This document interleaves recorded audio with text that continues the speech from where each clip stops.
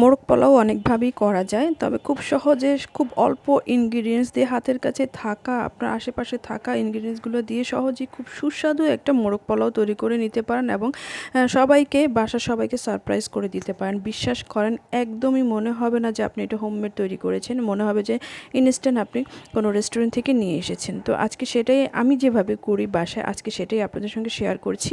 আপনারা ট্রাই করে দেখতে পারেন, জানি না কে কীভাবে করেন, তবে আমি এভাবে মোরগ পোলাওটা করি। আমি এখানে প্রায় 2.5 কেজির মতো মুরগি নিয়ে প্রসেস করে ধুয়ে পরিষ্কার করে প্রথমেই আমি হোমমেড আমার নিজের হাতে তৈরি করা টক দইটা আমি এখানে অ্যাড করে দিয়েছি মুরগির সঙ্গে।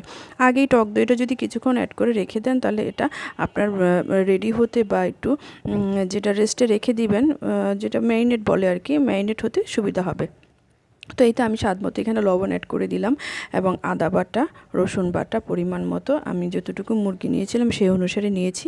আপনারা আপনাদের মুরগি যতটুকু নেবেন মাংস, সেই অনুসারে আপনারা মশলাগুলো অ্যাড করে নেবেন। এখানে আমি ধনিয়া গুঁড়া, জিরা গুঁড়া এবং আমার বাসায় নিজের তৈরি একটা হোমমেড মশলা আছে, সেখানে আমি 13 থেকে 14 রকমের বিভিন্ন গরম মশলা, জয়ফল, জয়িত্রী, সাদা পোস্ত দানা, সব কিছু অনেক কিছু মিলিয়ে, পোস্ত বাদাম, তার চীনা বাদাম, অনেক কিছু দিয়ে, মৌরি, তারপর রাঁধুনি, আরও প্রায় 14-15টা মশলা দিয়ে অ্যাড করে একটা গ্রাইন্ড করে আমি একটা মশলা তৈরি করে রেখেছি। সেটা যে কোনো খাবারের সঙ্গে, বিশেষ করে বিরিয়ানি, পোলাও, রোস্ট, মাংস সব কিছুর সঙ্গে ইউজ করা যায়, খুবই সুস্বাদু হয়।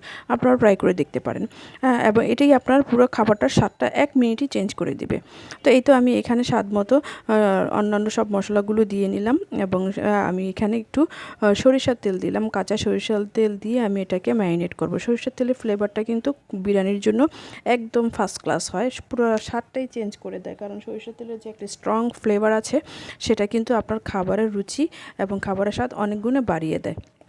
তো এখানে আমি হাত দিয়ে ভালো করে পুরো মশলাটাকে একটু মাখিয়ে নেব, মাখিয়ে এবং ম্যারিনেট করার জন্য রেডি করে রাখবো, যাতে সব কিছুর সঙ্গে সব জায়গায় মাংসের মশলাগুলো ভালোভাবে মিক্স হয়। সেই জন্য রেখে দিব কিছুক্ষণের জন্য, হাত দিয়ে মাখিয়ে রেখে দিলাম। এই তো আমি কিছুক্ষণ পর মানে বেশ কিছুক্ষণ ম্যারিনেট করার পর আমি এটা চুলায় বসিয়ে দিয়েছি।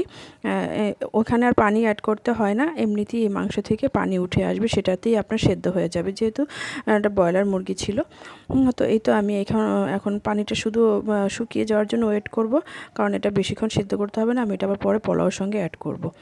তো ওইটা আমার পানি শুকানো পর্যন্ত অপেক্ষা করছি। এখানে আমি অন্য একটা চুলায় পোলাওটা বসিয়ে দিয়েছি। এখানে প্রায় 2.5 কেজি, 2 থেকে 2.5 কেজির মতো পোলাও চাল নিয়েছিলাম, সেটা আমি এখন চুলায় বসিয়ে দিয়েছি।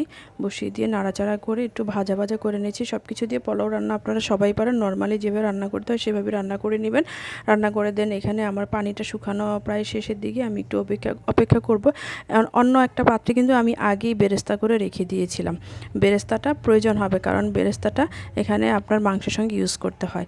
তো এই তো আমি এই পোলাওটা প্রায় পানিটা একটু শুকিয়ে এসেছে, যখন পানিটা শুকিয়ে আসবে, পোলাওটা যখন ভাপে দিব, ঠিক তখনই আমি ওই রান্না করা আমার ওই মাংসটা আমি এখানে অ্যাড করে দিব। ওই মাংসটাতে সঙ্গে দেখেন আমি বেরেস্তাগুলো ছিটিয়ে দিয়েছি, কাঁচামরিচ ছিটিয়ে দিয়েছি এবং একটু সামান্য পরিমাণ 1 থেকে 1.5 টেবিল চামচ চিনি আমি এখানে অ্যাড করেছি। চিনিটার কারণে কিন্তু টেস্ট অনেক বেড়ে যায়। তো আমি এখানে একটু চিনিও অ্যাড করে দিয়েছি, দিয়ে আমি এটা রেডি করে রেখে দিয়েছি। দেন আমি এখন যে পোলাওটা রান্না করেছিলাম সেটা আমি এখন ভাপে দিয়ে দিব। পানিটা প্রায় শুকিয়ে গিয়েছে। আমি এখন একটু মাছ বরাবর পোলাওটাকে একটু ছড়িয়ে ফাঁকা করে নিব, কারণ ওই মাংসটা আমি মাঝামাঝি রেখে দেব, রেখে ভাপে রেখে দেব।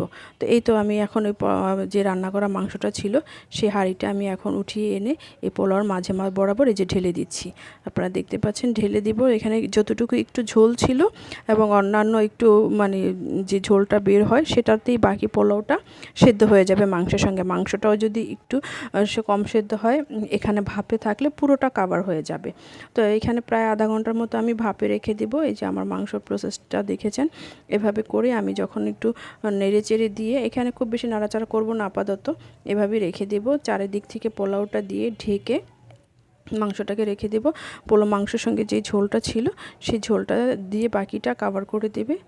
আপনার যদি একটু পোলাওর চালটা যদি একটু দানা দানা থাকে, শক্ত থাকে, সেটা এই ভাপে রেখে দিলেই খুব সুন্দরভাবে সেদ্ধ হয়ে যাবে এবং খেতেও খুব সুস্বাদু হবে। আমার এই খাবারটা বিশেষ করে আমার হাজব্যান্ডের ভীষণ ভীষণ পছন্দ। সে খুব পছন্দ করে এই খাবারটা। আমার হাতের বাসায় হোমমেড এই মোরগ পোলাওটা আমার বাচ্চারাও পছন্দ করে। আমি যাদেরকে খাইয়েছিলাম তারা সবাই খুব প্রশংসা করেছে। আপনারা ট্রাই করে দেখতে পারেন। তো ধন্যবাদ সবাইকে। আল্লাহ হাফেজ, বাই।